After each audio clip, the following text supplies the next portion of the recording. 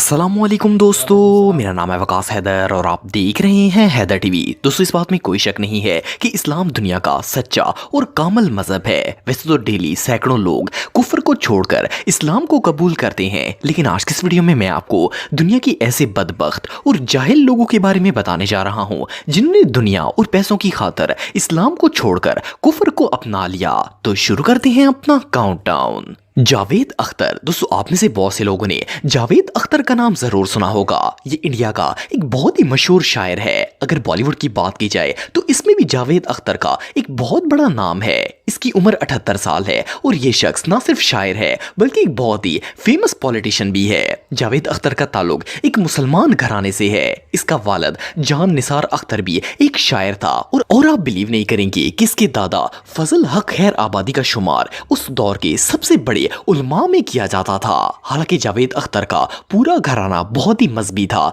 लेकिन इसे शुरू से ही हिंदू रवायात और इन लोगों का कल्चर बहुत ही पसंद था और इस्लाम से ये काफी ज्यादा दूर था। जैसे जैसे वक्त गुजरता गया, इसका अपने मजहब से ताल्लुक कमजोर होता गया और आखिरकार इसने सोशल मीडिया पर एलानिया तौर पर सबको बता दिया कि अब ये मुसलमान नहीं रहा। सबसे हैरानगी की बात यह है कि इस काफिर शख्स का कहना था कि इसने अपने इल्म और रिसर्च के मुताबिक ये नतीजा अखज किया है कि इस दुनिया में नौजुबिल्ला कोई खुदा नहीं है और ना ही दुनिया में कोई ऐसी हस्ती है जिसने इस दुनिया और इंसानों को बनाया है। सिर्फ इतना ही नहीं बल्कि इसका यह भी मानना है कि मरने के बाद इंसान का कोई हिसाब किताब नहीं होगा। इसने एक टीवी शो में पूरी दुनिया को बताया कि ये एक एथीस्ट है और ये खुदा की एग्जिस्टेंस पर यकीन नहीं रखता और ना ही इसका कोई मजहब है। लेकिन इस मुनकर की चाल ढाल और अकीदे से साफ पता चलता है कि ये हिंदू बन चुका है। इसने ना सिर्फ हिंदू कल्चर को अपनाया है बल्कि हर वक्त भारत और भारतीय लीडर्स के नारे भी लगाता है, क्योंकि इस काम के लिए इसे बाकायदा पैसे भी मिलते हैं। एनीवे, जो भी हो, चंद टकों की खातिर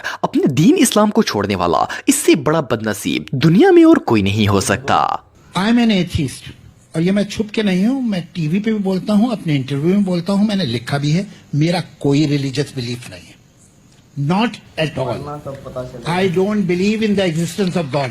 फातिमा सना। दोस्तों, अगर आपने आमिर खान की मूवी दंगल देखी है तो आप इस एक्ट्रेस को जरूर जानते होंगे। इसका नाम फातिमा है और इसकी उम्र 30 साल है। ये लड़की एक कश्मीरी घराने में पैदा हुई थी और इसकी वालदा मुसलमान थी। पहले तो फातिमा बिल्कुल आम मुसलमान लड़कियों की तरह रहती थी, लेकिन फिर इसने जैसे ही बॉलीवुड इंडस्ट्री ज्वाइन की तो इसके बेहुदा ड्रेसेस की वजह से मुसलमानों ने इसे क्रिटिसाइज करना शुरू कर दिया। इसे आमिर खान की मूवी दंगल के लिए साइन किया गया था। जब इसे दंगल फिल्म से फेम मिला तो इसके बाद तो ये फेम और दौलत के ऐसे नशे में पड़ गई, इसने एलानिया तौर पर कह दिया कि ये मुसलमान नहीं है। इस बदबख्त औरत ने एक इंटरव्यू में कहा कि सब लोग इसे क्रिटिसाइज करते हैं कि बेहुदा ड्रेस ना पहनो और बाल ना कटवाओ। इसने कहा कि अब ये एक एथिस्ट है जिसका कोई मजहब नहीं है। इसके मुताबिक दुनिया में कोई खुदा नहीं है और जो होता है वो सिर्फ कारमा होता है। बहरहाल, जो भी हो, सिर्फ चंद टकों के लिए अपने दीन को बेच देना, इससे बदबख्त शख्स और भला कौन हो सकता है।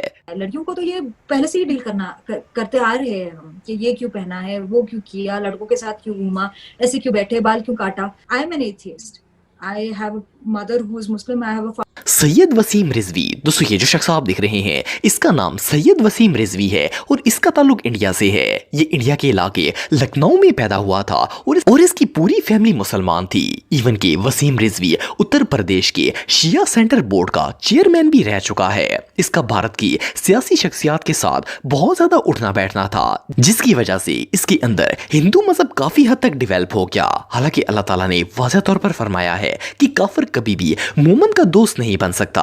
फिर जब बीजेपी की हुकूमत आई तो इसका ये हिस्सा बन गया और इस्लाम से मजीद दूर हो गया। इस मनहूस शख्स ने हिंदू रहनुमाओं को खुश करने के लिए इस्लाम के खिलाफ तरह तरह की प्रोपेगेंडे करना भी शुरू कर दिए। यहाँ तक कि इसने सुप्रीम कोर्ट से अपील की कि इसे कुरान मजीद की 26 आयात को नौजुबिल्ला कुरान पाक से हटाने की इजाजत दी जाए। जब इंडिया में रहने वाले मुसलमानों को इसकी गुस्ताखी का पता चला तो उन्होंने इसके खिलाफ एहतजाज करना शुरू कर दिया।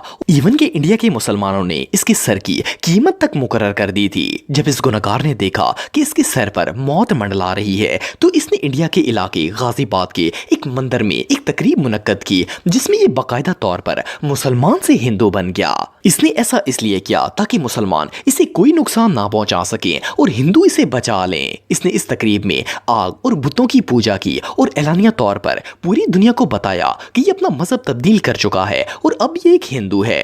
इस काफर ने हिंदू बनने के बाद अपना नाम जतिंद्रा सिंह तयाकी रख लिया। वेल, अगर सोचा जाए तो किसी शख्स के मुसलमान से काफर होने से बड़ी बदकिस्मती और भला क्या हो सकती है। और इस्लाम को हम धर्म समझते ही नहीं हैं। इतना पढ़ लेने के बाद दरअसल यूपी सिया वक्फ बोर्ड के पूर्व चेयरमैन वसीम रिजवी आज इस्लाम धर्म छोड़कर हिंदू अपना चुके हैं।